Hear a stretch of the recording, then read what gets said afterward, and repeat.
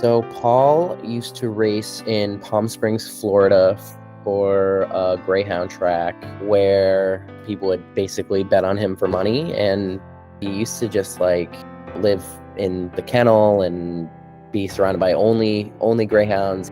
When we got him, he was pretty banged up. He had like a lot of cuts. His teeth were totally like a disaster. He was really anxious. He was constantly destroying things out of anxiety, separation anxiety. He was just like physically and mentally super unwell.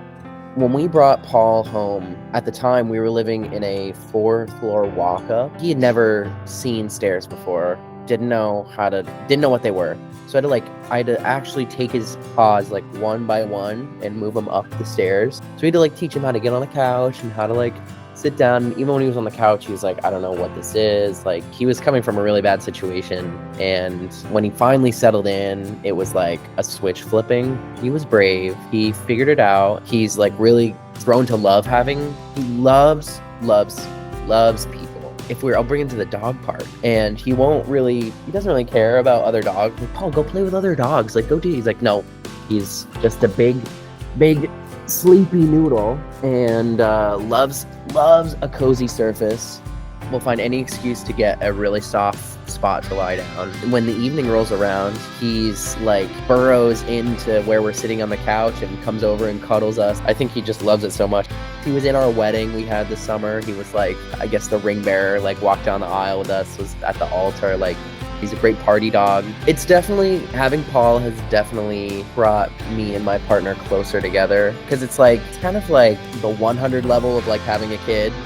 One of the most rewarding like moments I've felt with Paul is when we finally felt like really good with him off leash. We took him up to Vermont and he was finally able to like run in that wide open spaces, and he would do his like big zoomies and do a giant like circle.